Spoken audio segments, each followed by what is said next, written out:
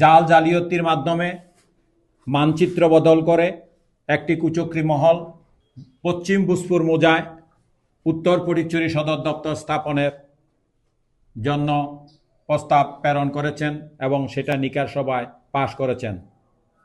সেটা উত্তর ফটিকছড়ির জনগণ মেনে নেয় নাই এবং মেনে নেবে না। তার প্রতিবাদে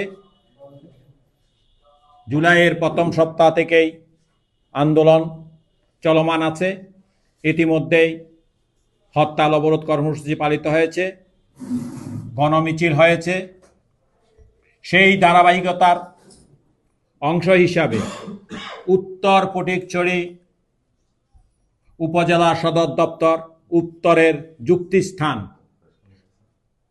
দাঁতমারা এবং নারায়ণহাটের মধ্যবর্তী অঞ্চলে স্থাপনের দাবিতে উত্তর ফটিকছড়ির 3টি ইউনিয়নের মানুষের যে জনদাবি, ফটিকছড়ি বাস্তবায়ন পরিষদ আগামী 26শে জুলাই থেকে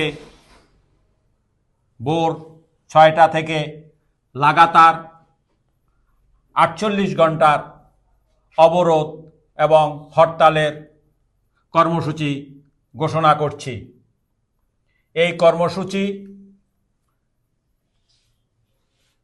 আওতামুক্ত থাকবে জরুরি সেবা। 48 ঘন্টার মধ্যে যদি আমাদের দাবি সপক্ষে মেনে নেওয়ার কোনো সুস্পষ্ট ঘোষণা আমরা পাই, আমরা তাৎক্ষণিকভাবে আমাদের হরতাল অবরোধ কর্মসূচি স্থগিত করে দেব।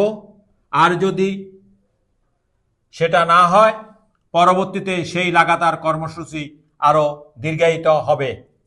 পতিত সরকারের কিছু আমলা যে সরকারের যে ঘোষণাকে মানুষের কাছে বিভ্রান্ত ছড়ার জন্য সেটাকে সে 45 মিটার দূরত্ব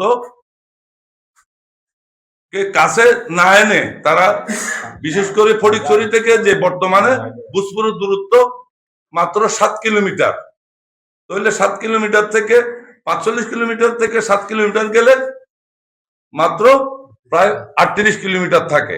তো এই 38 কিলোমিটারের জন্য আমাদের উত্তরাঞ্চল অবহেলিত থাকবে।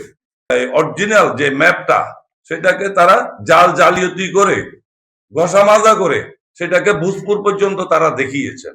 আদতে সেটা নয়। বাস্তব যে মানচিত্র সেটা প্রধানমন্ত্রীর দপ্তরে উপস্থাপনা করা হয় নাই।